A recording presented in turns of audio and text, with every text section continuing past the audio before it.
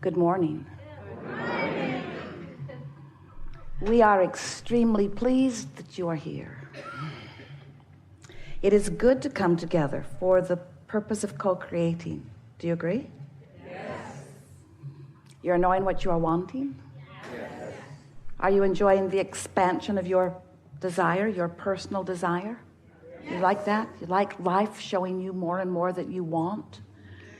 How do you feel you're doing in relationship with your desires? Does it feel to you that you are getting more and more up to speed with your desires? Do you more often believe that what you want is coming? Yes.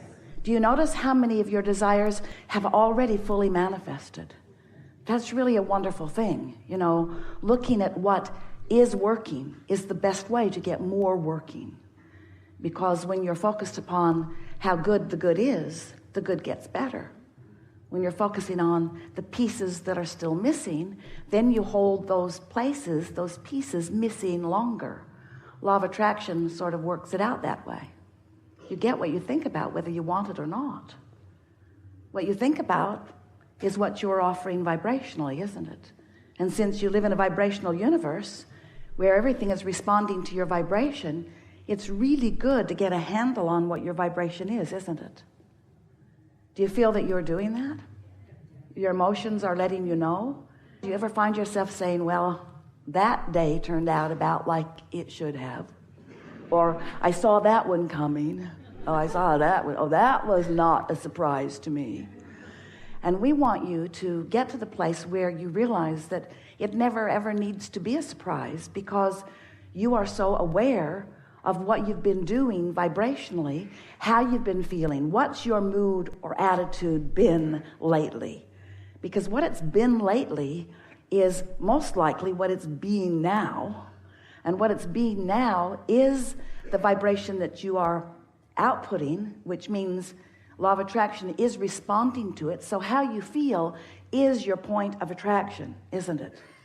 You've been listening to us for a while. You get all of that, don't you? You like being vibrational beings? Say yes, because you have no choice. You like being aware that you are vibrational beings? Now that's the difference. That's what sets you apart from most. Because once you know that you are a vibrational being, that means that you can offer your vibration intentionally. The key to being deliberate and having control over your point of attraction. Ooh. We love those words. Control over your point of attraction. You creating your own reality. You deciding what you want, and you setting the tone, and you practicing the tone, and you emitting the frequency deliberately, and you noticing what's coming in response to your deliberate offering of vibration. It just doesn't get any better than that. When you sync up with the source within you, when you sync up with all that you've been asking for, when you sync up with all that you have become, all that you have decided that you want, and all that you have already vibrationally become, that's when it gets a little dicey for some.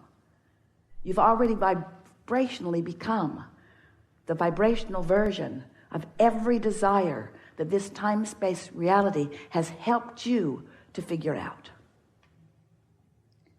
But sometimes you're not living it. Sometimes you can't yet see it. You can't hear it. You can't smell it or taste it or touch it. And you say, yeah, Abraham, there's not that much satisfaction, you know, in the vibrational version of things. And we say, but if you'll hang in there in satisfaction for the good feeling that you found when you focus upon what you want to be. What you want to be must be realized completely by you. And the only reason that sometimes you don't think it's going to be, or that it isn't yet, is because you're so aware of its absence that you block its presence from your realization. A few seminars ago, Esther and Sandy were moving around in the back hallways of the hotel. Esther calls it the belly of the whale. She loves being back there. They are so efficient and all different and very confusing. And Sandy goes ahead the night before with arrows bright pink arrows, and she sticks them on the wall to mark Esther's path so that Esther won't have to roam around with you out in the... She likes that too. And so Esther is making her way with Sandy. They're following the arrows, and it's in a particularly confusing place. But they made their way back. They were having a very good time. And when they got to the back door to come into the room, the door was locked. So close and yet so far. And Esther laughed because they had plenty of time. And Sandy went scurrying off, mad at herself a little bit because the door was locked. It hadn't been the night before, but someone had been very efficient and locked it up, and so they couldn't get in. And as Sandy was going to find someone, two women walked around the corner, and Esther said, "Do you happen to have a key to this room?" And one of them smiled and pulled it from her pocket and opened the door. And Esther was able to holler at Sandy so she didn't get too far away. We're in, we've made it in. We want you to realize that right around the corner is everything you want. The key to every closed door really is right around the corner. But you got to be in the place of allowing that to happen. There is always someone walking right around the corner with the key. Always, always, always, always, always, always, always, always, always. But if you are in a bad mood, if you are disappointed in yourself or others, if you are feeling guilty or worried about something, if you've been beating the drum of injustice, if you've been practicing a frequency that translates right away into the manifestation of negative emotion, did you hear how clever that was? Translates into the manifestation of negative emotion as opposed to translating into the manifestation of positive emotion. The emotions that you feel are the first translation. They are the first manifestation. It's the first evidence of being in the place where more of what you're wanting is coming. So we are eager to talk with you about anything that matters to you. Nothing is off limits here.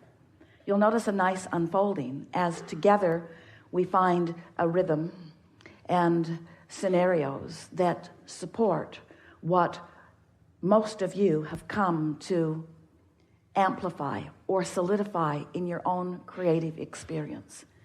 You are magnificent creators, and life is supposed to be good for you. And you are supposed to manifest in real terms everything that you want. You are. That's what you signed on for. And you've been banging around in this physical experience, and you have come to many conclusions that are yours personally and that are wonderful, wonderful, wonderful things for you to want. It is our desire that you begin immediately to realize more of them, because there's just no excuse anymore not to.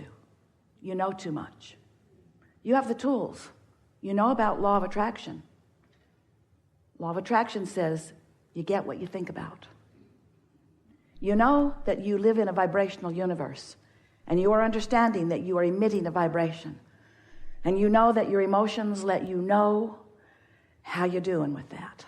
Your emotions are your indicator between the frequency of who you've really become with all of the desires that you've launched and who you're allowing yourself to be right here, right now.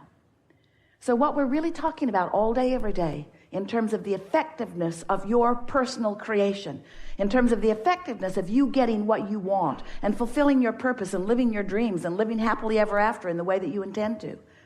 The ratio, the thing that we're talking about all the time, is the relationship between what you want and what you believe about it. What you want and what you believe about it.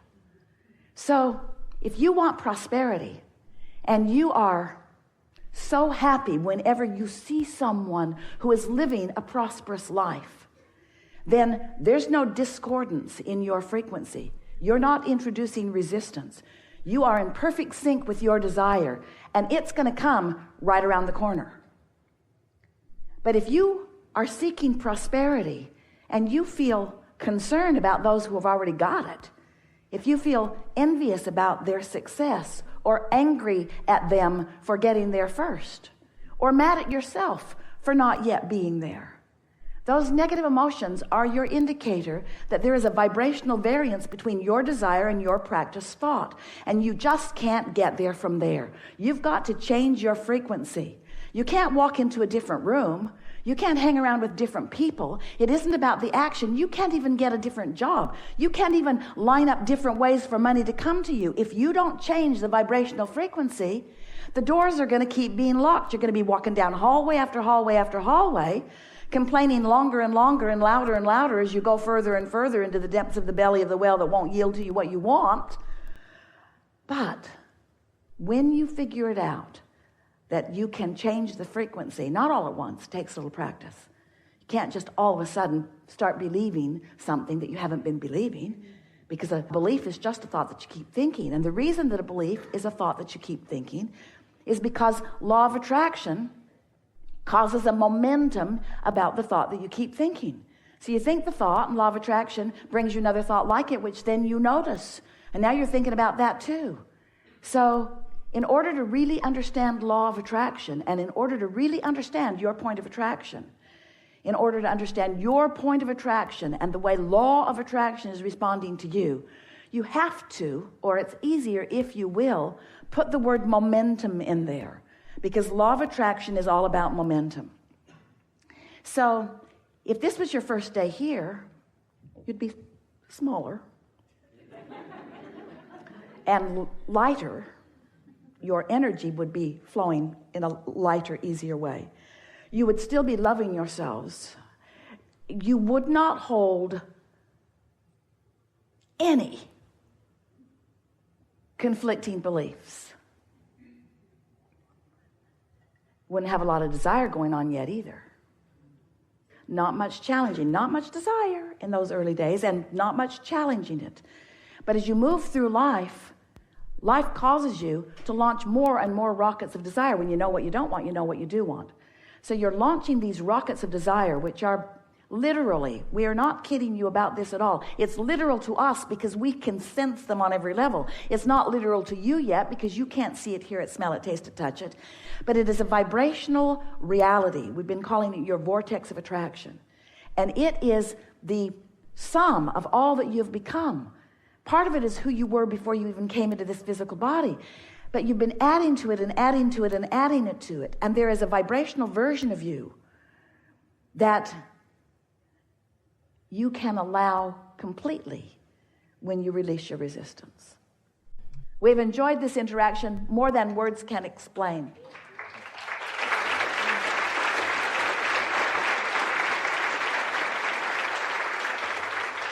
You are in a different vibrational frequency than you have ever been in your life. Your set point has moved substantially just in this little bit of time that we've been together. You now know exactly what to do, but don't go do it with some fervor or angst or trying too hard. Just chill out. Say to yourself as you're leaving, I got everything that I needed from this gathering, and I now am going to move more easily through life experience than ever before. And if somebody says, what did you learn and what are you going to do? Say, I don't really know. I don't really know. I'm just waiting for the inspiration. Feels to me that I just got a tune up, and now my engine's just running better, so I'm going to go faster and further with more stamina and vigor and energy and excitement and flexibility and dexterity, and all good things are coming to me. They are. All good things are coming to you. There is great love here for you. And as always, we remain in the vortex.